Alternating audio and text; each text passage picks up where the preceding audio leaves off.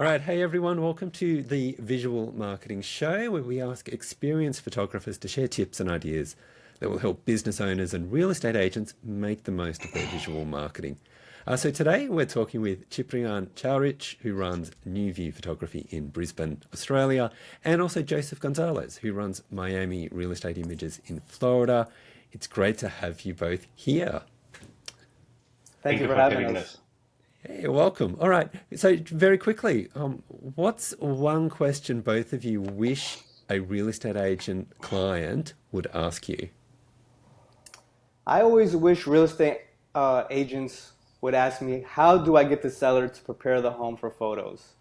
So as a photographer, we're always running in and out of homes and getting them prepared a lot of times on our end, even though it's not typically supposed to be our responsibility, but as hardworking real estate photographers, we always do our best to try to get the best shot. And I have agents that say, hey Joseph, I send the preparation guide, but they just don't do it. Well, I think if you frame the importance of property preparation in terms of like financial outcomes and marketing dynamics, I think you can make them change their mind and convince them how important it is to prepare the property. So for example, if you discuss first impressions and how, if you explain that how important a first impression is and that potential buyers might overlook a great property just for the fact that it's a mess or doesn't look good. Our human brains are designed to simplify everything. So when you see a house full of clutter, your first reaction is almost just to go to the next listing, see something clean. Something's gonna make you go, and your brain's gonna relax, because if you see a mess, it's not going to help you sell the property. So it's going to cost you in terms of probably getting less money for the property, and even worse, it's probably going to make the house sit on the market longer, which is going to be very costly. So if you can frame it in the fact that preparing the house properly it translates into dollars, thousands and sometimes tens of thousands of dollars, I think they'll be more inclined to either hiring a professional cleaning company to come clean the house, or get it prepared for when we arrive, so we can do our job and take really beautiful photos that will, deliver a great first impression, and potentially, or I'm not even going to say potentially, certainly will have more people interested in that property. Yeah, yep, totally agree. Did so many houses where I just turned up and it just wasn't prepared well, and the photos don't look nearly as good, and therefore, yeah, it's the flow-on effects from that, isn't it? And then it's our fault when the photos don't look good because the house isn't prepared. Yep. Yeah, that's correct. Yep. What about you, 𝗔𝗕𝗢𝗪𝗀? Actually, the same thing. Yeah, I want them to ask me how they can best prepare the property to highlight its features and to showcase the house in best light. So the preparation of the property is most important in the photography and visual media process. So it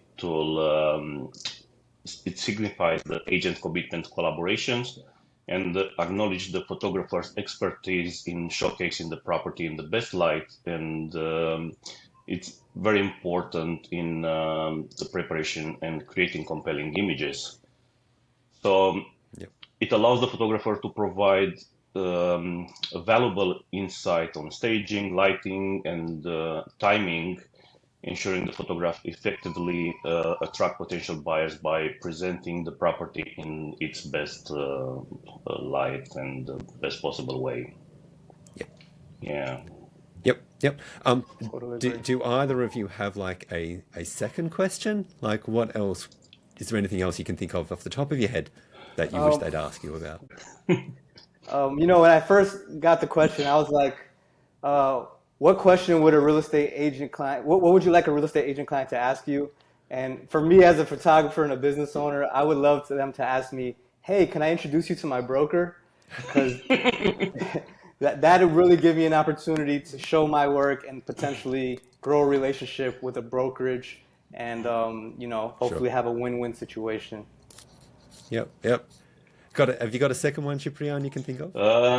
No, I think this is the main one, and it's preparing the property is a big issue between photographers, and if you are talking with everyone, they have the same issue, going to a property, not being prepared or photo shoot ready. So I still think this is the main question I would love to be asked. Yeah. Let's talk about clients then wanting the cheapest price when it comes to hiring a photographer. What do you see then as the pros and cons of hiring a cheap photographer? So hiring a cheap photographer is an attractive immediate benefit, and I think it's essential to weigh this against potential long-term impacts on the sale process and overall satisfaction with the services and final product. It has pro and cons. So to hire a cheap photographer, it's cost effective. So the lower cost is making professional photography more accessible, especially for agents or sellers on a tight budget. Another pro is budget allocation. They can allocate funds to other online advertising, print materials, and everything. So the price flexibility. They might be more willing to negotiate on price and package inclusion. The cons of hiring a cheap real estate photographer is the quality concern. There is inconsistent quality. So with lower pricing often correlates with less experience or inferior equipment, which potentially lead to inconsistent or lower quality images. Then a cheap photographer might have limited services, might not offer a comprehensive range of services such as virtual tours, aerial photography, or advanced editing capabilities, which can be crucial for showcasing a property. And all this will make a big impact on sale process. As everybody says, first impression matter. Since listing photos are often the first interaction potential buyers have with a property, lower quality images may fail to capture the property's full potential, leading to fewer inquiries. And because of this, the property may stay longer on market. Sure. And another cons, lack of experience. So an inexperienced photographer may lack of experience and knowledge required to highlight the property and best feature. Another one, maybe professionalism.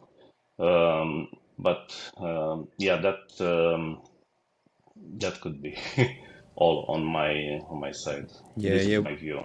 No, that's really good. What are your thoughts, Joseph? I think he nailed it on the head. Everything you said, I completely agree with.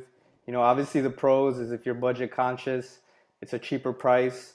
I think if you have lower income properties or properties that don't show well, or perhaps a property with tenants in there that, as we were just talking about property preparation, sometimes if there's tenants, you're not going to be able to get that property prepared. Maybe it's a pro to invest in a cheaper company for that type of listing. But if you're, have a nice high-end listing, you definitely want someone with experience, someone with a good knowledge of composition and lighting. As Cipriano said, first impressions, everything. So same thing, are they insured? Are they FAA approved? Things like that. Sometimes a cheaper photographer can come in cheaper because they may not have the overall cost. I know for me, we have a team, so you can get someone Monday through Saturday, 9 to 5 on the phone, where a cheaper end photographer might be a solo shooter. He may not be able to give you the same quality of customer service that we can provide. And I was just having a conversation with a client this week about it because she hired another photographer because we didn't have the flexibility in the schedule. So she wanted it right now. She wanted it immediately. And unfortunately, she hired a cheaper photographer. The photos were not up to her standards. And she basically had to wait for me an additional week now to get me, to rehire me. So now she's spending money twice. So she thought she was gonna be saving a couple bucks. She ends up spending more money, taking longer to get the property just to have me come back out. And I say it's like going to a good barber, right? My barber charges me way more than another barber, and he's usually booked out. And I could go somewhere else, pay less money, and it'll be cheaper, but then my haircut might look terrible for the next 3-4 weeks. So I'd rather just pay once, buy once, cry once, I like to say, and just go with the pros. All right, I want to talk about drone shots. So let's talk about like when are drone shots a good idea, when are they not a good idea, maybe what's a story you can briefly share about them. Who's got something on this? Drone shots can be a good idea and a bad idea. So we're talking about the surrounding area and what's in the surrounding area. What are we highlighting? You know, is there ocean views? Is there intercoastal views? Is there beautiful city skylines? I know here in Miami, we have great skylines. We have tons of water. You know, are you by particular like, are you by the design district? Are you by certain selling points? Then you definitely want the drone. But if you're in a neighborhood with no water, rundown houses surrounding the house, you might want to avoid it for that particular shoot. You know, I wouldn't say you need it for every shoot, but certainly if you're trying to highlight the selling areas, if there's boats going by the intercoastal, all that is beautiful for drone photography, and I highly recommend it in those cases. Yep. Thoughts, Ciprian? Yes, so especially in Australia, drone photography has become an influential tool in real estate marketing. Offers unique perspective and compelling imagery that traditional photography can't match. However, its effectiveness and depends on various factors. So drone photography is a good idea for large properties and rural locations. For large properties, it showcases the estate, all the amenities, and how big the land is. There is a comprehensive view highlighting the scope and layout, which ground level photography cannot.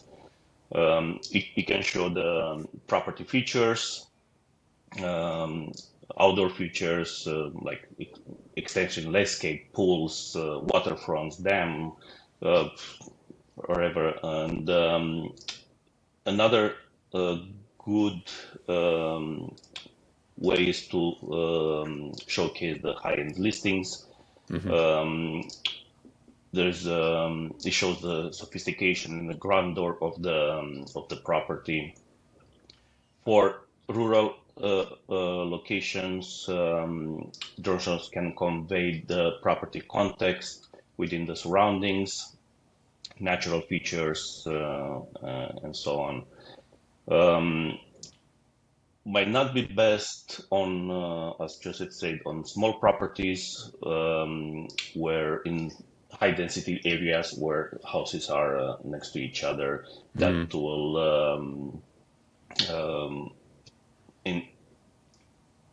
will be some privacy concerns among the neighbors. Then another con on, or I cannot use drone photography based on legal and regulation restrictions. As we have CASA in Australia, FAA in USA, there is specific regulation concerning drone flights, including around airports, national parks, or at certain altitudes. So if the property is within no-fly zone, drone photography is not an option. I definitely want to touch on that as well, because I should have mentioned that. You know, sometimes clients will be like, oh, but the previous listing had drone photos. And I have to explain to them, like, as a professional FAA licensed pilot and an insured, pilot, I have to make sure I'm following these guidelines. I can't fly over schools, prisons, the stadiums, and airports, Air Force bases, things like that. And sometimes they may get upset, but I always stick to my guns because one drone job is not worth losing my livelihood over. So it's important for agents to make sure that they're hiring a licensed pilot so they're not getting themselves in any kind of situation, legal situation. And it happens all the time. They're asking All the time. reason. Yes, yeah. They just don't understand. But I fly here all the time, and it's like I show them the drone maps. I'm like, listen, unfortunately, I can't. You can maybe. This is Miami where I live. They'll find someone to do it. It's just not going to be me. I'm not going to break the law to do the job. And then you'll find out when the property is listed that the property has drone shots, even if you didn't take it. Yeah. Just one final question, then I want to just quickly talk about video. Do you think real estate agents should get a video for every listing where you are, or do you think it's just not necessary in your market all the time? So I personally, I don't think each property needs a video. That's my view. So it might be the property value, the marketing budget, target buyer demographic. Sure. And the current real estate market dynamics.